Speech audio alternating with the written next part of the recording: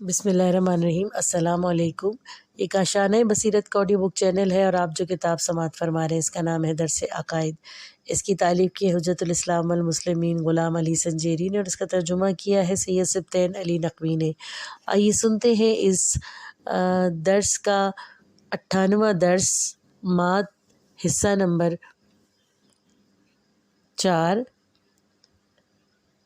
منکرین مات کے اعتراضات کے جوابات، صفحہ نمبر 470۔ بسم اللہ الرحمن الرحیم۔ ترجمہ۔ کافروں نے کہا کتنی عجیب بات ہے، کیا جب ہم مریں گے اور خاک ہو جائیں گے تو دوبارہ زندہ ہوں گے؟ یہ واپس لوٹنا تو بعید ہے۔ سورہ قاف آیت نمبر 2 اور 3۔ اہداف درس۔ خدا کے مات کو برپا کرنے کے حوالے سے قدرت و علم خدا پر اعتراض۔ نمبر 2، ابدان کا تبدل عدالت خدا کے خلاف ہے۔ عاقل و معقول کے اعتراض کا جواب۔ علم و قدرت کا الہی پر اعتراض۔ بعض لوگ یہ اعتراض کرتے ہیں کہ مات کے تحقق کے لیے لازم ہے کہ خدا مردوں کو زندہ کرنے یا قیامت کے برپا کرنے کی قدرت رکھتا ہو۔ ہمیں یہ اطمینان کیسے حاصل ہوگا کہ خدا ان کاموں کی قدرت رکھتا ہے؟ روشن ہے کہ یہ اعتراض کسی ایسے فرد کی طرف سے ہو سکتا ہے جس نے خدا کی قدرت لامحدود کو پہچانا نہیں اور گمان کیے بیٹھا ہے کہ خدا کی قدرت بھی انسان کی طرح محدود ہے، جبکہ ہم نے ان دروس میں جہاں صفات الہی کی بحث ہوئی تھی یہ ثابت کیا تھا کہ خدا کی قدرت نامحدود ہے اور وہ ہر ممکن کام کو انجام دینے کی صلاحیت رکھتا ہے۔ قرآنی آیات سے بھی اس اعتراض کو نقل کرنے کے بعد جواب دیا تھا۔ مردوں کو مرنے کے بعد زندہ کرنا انہیں ابتدا سے خلقت بخشنے سے زیادہ مشکل نہیں ہے۔ ترجمہ۔ وہ ضروری کہیں گے کون ہے جو ہمیں دوبارہ لوٹائے گا؟ کہیں وہی جس نے تمہیں پہلی بار خلق کیا، پس وہ آپ کے سامنے اپنے سروں کو ضرور ہلائیں گے اور اس جواب پر تعجب کریں گے۔ سورہ اسراء آیت نمبر 51۔ اس کے علاوہ ان آیات کی جانب بھی رجوع کیا جا سکتا ہے۔ سورہ عنکبوت آیت نمبر 19-20، سورہ قاف آیت نمبر 25، سورہ واقعہ آیت نمبر 62، سورہ یاسین آیت نمبر 80، سورہ حج آیت نمبر 5۔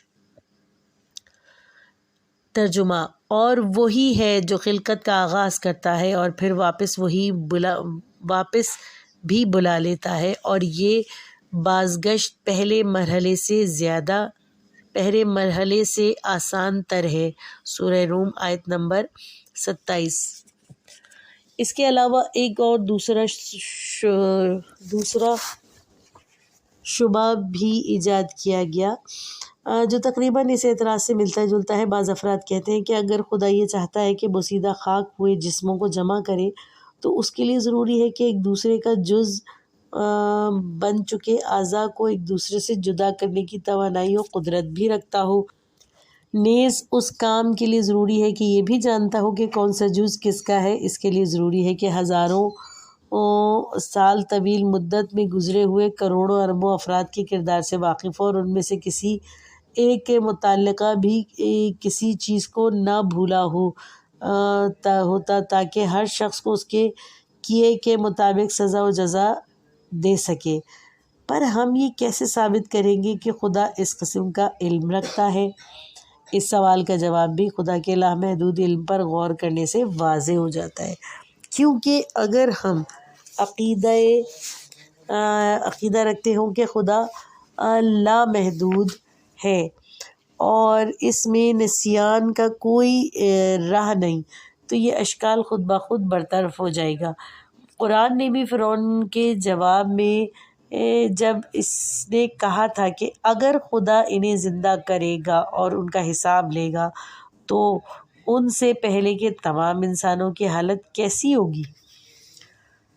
ارشاد ہوا، تمام کا تمام علم خدا کے پاس محفوظ ہے، اور نہ تو خدا گمراہ ہوتا ہے اور نہ کسی چیز کو فراموش کرتا ہے۔ سورہ طٰہٰ آیت نمبر 51 اور 52۔ جسموں کو بدل جانے سے خدا کے عدل پر حرف آتا ہے۔ دوسرا اعتراض یہ کہ انسان اپنی پوری زندگی میں متعدد ابدان کے حامل رہے ہیں اور ان میں سے ہر ایک سے اچھے یا برے کار انجام دیے۔ اگر خدا چاہتا ہے کہ انسانوں کو عدالت کے ساتھ ان کے اعمال کا بدلہ دے تو ضروری ہے کہ روز قیامت ایک انسان انہی متعدد اجسام کا حامل ہوا ہو جو اسے دنیاوی زندگی میں حاصل رہے ہیں، تاکہ ہر جسم اپنے کیے کا پھل پا سکے۔ جبکہ یہ بات معلوم ہے کہ انسان روز حشر ایک ہی جسم کا حامل ہوگا۔ اس سوال کا جواب بھی روح سے مربوط بحث میں روشن ہو چکا ہے، کیونکہ ہم نے یہ ثابت کر دیا ہے کہ انسان مستقل طور پر دو اقساط رکھتا ہے، ایک جسم اور دوسری روح۔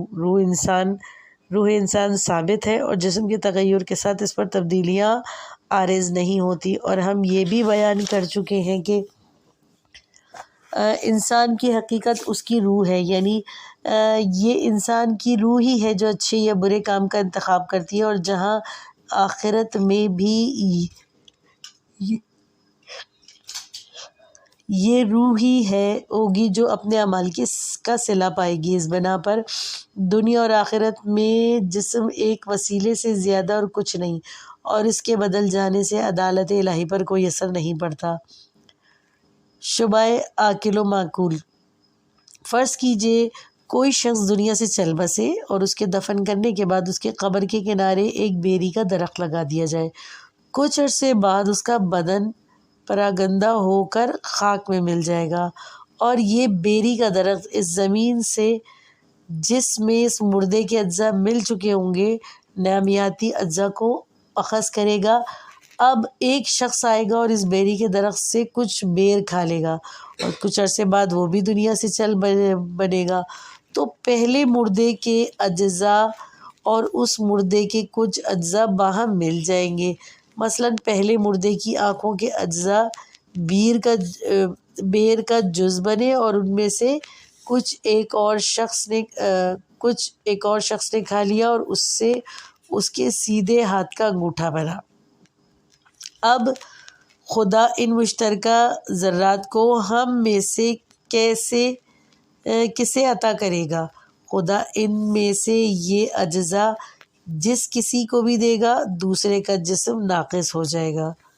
یہ شبہ عاقل و معقول یعنی کھانے والا اور جس چیز کو کھایا ہے کہلاتا ہے، اور بہت پرانے عرصے سے مسلسل بیان کیا جاتا رہا ہے کہ اس کے ساتھ ساتھ مادہ جسمانی پر اہم ترین اشکالات میں شمار ہوتا ہے۔ بعض افراد نے اس اشکال کی وجہ سے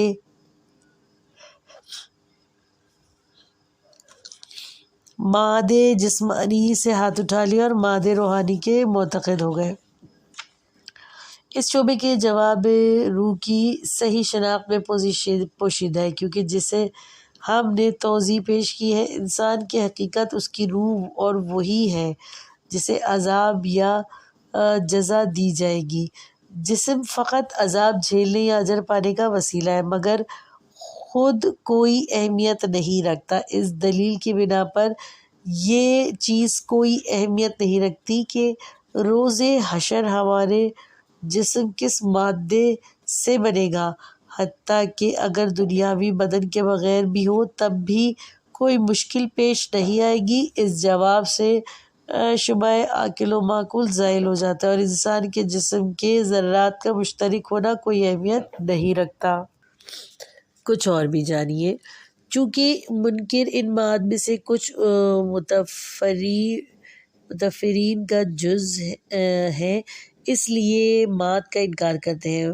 متعارفین وہ افراد ہیں جو فقط لذت حاصل کرنے کی جانب میل رکھتے ہیں اور کسی قسم کی بھی دوسری سوچ کو اپنانا نہیں چاہتے۔ یہی وجہ ہے کہ یہ مواد کا انکار کرتے ہیں۔ یہ انبیاء اور اولیاء کو فقط ایک زمینی شخص جانتے ہیں، اور کیونکہ انہیں کام لائے زمینی جانتے ہیں، لہٰذا کسی بھی قیمت پر اس بات کو ماننے کے لیے تیار نہیں کہ خود کو کسی ایسے بندے کے تحت فرمان قرار دیں جو 100% انہی کی طرح کا ہے۔ اس روح سے یہ ایسی چیز کو قبول کر بھی کیسے سکتے ہیں جو ان کی لذتوں کو کم کرنے کا باعث بنے۔ قرآن پاک ایسے ہی گروہ کے بارے میں ارشاد فرماتا ہے۔ ترجمہ: تو ان کی قوم کے ان رؤساء نے جنہوں نے کفر اختیار کیا اور آخرت کی ملاقات کا انکار کر دیا، اور ہم نے بھی انہیں دنیا کے عیش و عشرت کا سامان دے دیا، تو ایسے لوگ کہنے لگے کہ یہ تو ہماری ہی طرح کا ایک بشر ہے، جو تم کھاتے ہو وہی یہ بھی کھاتا ہے، اور جو تم پیتے ہو وہی یہ بھی پیتا ہے، اور اگر تم نے اپنے ہی جیسے بشر کی اطاعت کر لی تو یقیناً خسارہ اٹھانے والوں میں سے ہو جاؤ گے۔ کیا یہ تم سے اس بات کا وعدہ کرتا ہے کہ جب تم خاک میں مل جاؤ گے تو پھر سے دوبارہ نکالے جاؤ گے؟ حیف صد حیف! تم سے کس چیز کا وعدہ کیا جا رہا ہے؟ یہ تو صرف ایک زندگانی دنیا ہے جہاں ہم مریں گے اور جئیں گے، اور ہم دوبارہ زندہ ہونے والے نہیں۔ یہ ایک ایسا آدمی ہے جو خدا پر بہتان باندھتا ہے، اور ہم اس پر ایمان لانے والے نہیں۔ سورہ مومنون آیت نمبر 33-38۔ قرآن ہوا پرستی اور اپنی نفسانی خواہشات کا پیچھا کرنے کو بھی مات کے انکار کے عوامل میں قرار دیتا ہے۔ قرآن کہتا ہے کہ بلکہ انسان تو چاہتا ہے کہ گناہ کرے، اور ازروِ حالت انکاری میں پوچھتا ہے کہ روز قیامت کب آئے گا۔ سورہ قیامت آیت نمبر 5 اور 6۔ کچھ افراد خیال کرتے ہیں کہ مادے علمی ترقی سے سازگار نہیں، اسی لیے قانع کفایت و کندہ و دلیل موجود نہیں۔ ترجمہ: جب کہا جاتا ہے خدا کا وعدہ حق ہے اور قیامت کے برپا ہونے میں کوئی شک نہیں، تو کہتے ہیں ہم نہیں جانتے قیامت کیا ہے، ہم اس بارے میں ظن کے سوا کچھ نہیں رکھتے، ہمیں اس پر یقین نہیں۔ سورہ جاثیہ آیت نمبر 32۔ بعض افراد کا انکار مات کی وجہ یہی ہے کہ انہوں نے خدا سے جو بیہودہ کاموں کی فرمائش کی تھی، خدا نے وہ انجام نہیں دیے۔ سورہ ترجمہ: اور جب ان کے سامنے ہماری روشن آیات کی تلاوت کی جاتی ہے تو ان کے پاس اس کے سوا کوئی دلیل نہیں ہوتی کہ اگر تم سچے ہو تو ہمارے آباء و اجداد کو زندہ کر کے لے آؤ۔ سورہ جاثیہ آیت نمبر 25۔ بعض افراد جو مات کے صحیح معنی درک نہیں کر سکتے، مردوں کو زندہ کرنے کے جادو کی قسم سمجھتے ہیں، اور چونکہ وہ جادو کو قبول نہیں کرتے اسی وجہ سے مات کا بھی انکار کرتے ہیں۔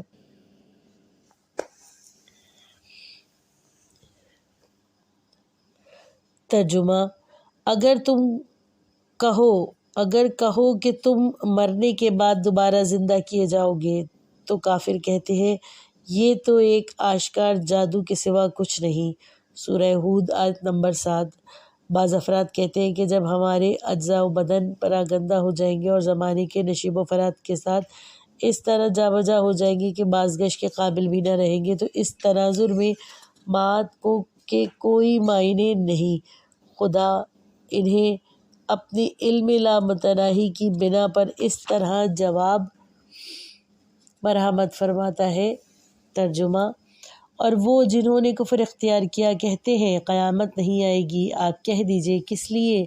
خدا کی قسم، خدا ہر پوشیدہ امر کو جانتا ہے جو تمہاری جانب آتا ہے۔ چھوٹے سے چھوٹا ذرہ بھی ایسا نہیں ہے کہ آسمان ہو یا زمین میں، اور کیا بڑا ہو یا چھوٹا خدا سے فوت نہیں ہوتا، اور ہر چیز کتاب مبین میں ثبت ہے۔ سورہ سبا آیت نمبر 3۔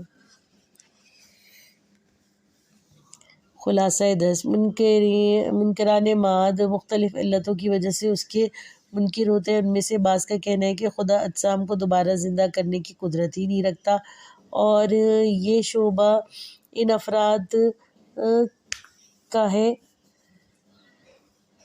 ان افراد کی جانب سے جو خدا کی لامحدود و قدرت کو قبول نہیں کرتے، اس سے واقف نہیں۔ ان میں سے کچھ علم خدا کے منکر ہیں اور باہم ملے ہوئے اجزاء کو جدائی کا محال جانتے ہیں۔ خدا نے آیات میں ایسے افراد کو جواب دیا ہے جو اپنی قدرت و علم کا ان منکرین کے لیے ذکر فرمایا ہے۔ کچھ کا کہنا ہے کہ چونکہ انسان نے اس جسم کے ساتھ اچھا یا برا عمل انجام دیا ہوتا ہے، لہذا ضروری ہے کہ اسی بدن کو سزائی و جزا سے نوازا جائے۔ اس کے جواب میں کہا جا سکتا ہے کہ یہ ضروری نہیں ہے کہ یہی جسم ہی سزا و جزا سے ہمکنار ہو، کیونکہ روح کا جز و سزا کے لیے کسی بھی جسم کے ساتھ ہونا کافی ہے، کیونکہ جسم بس وسیلہ ہے اور شعور و فہم نہیں رکھتا۔ شبہ عاقل و معقول، اگر کوئی مر جائے اور اس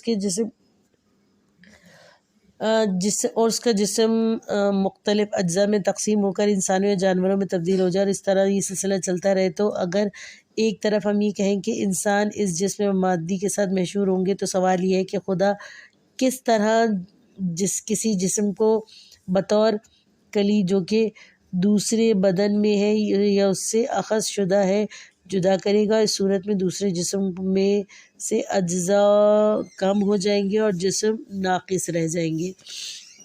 اس کا جواب یہ ہے کہ جزا و سزا روح سے مربوط ہے اور جسم اور اس کے اجزاء کوئی اہمیت نہیں رکھتے۔ ہاں درست ہے کہ روح جسم کے ساتھ جز یا سزا و جزا پائے گی، مگر سوال یہ ہے کہ کون سا جسم؟ کیا عالم آخرت سے متناسب جسم یا کوئی اور ہے؟ البتہ یہ بحث نہیں ہے کہ روح کس جسم کے ساتھ ہوگی، بلکہ اہم یہ ہے کہ روح کسی بھی قسم و نوع کے جسم کے ساتھ ہو۔ 58واں درس ختم ہوا۔ 59واں درس اگلے پارٹ میں سنیے۔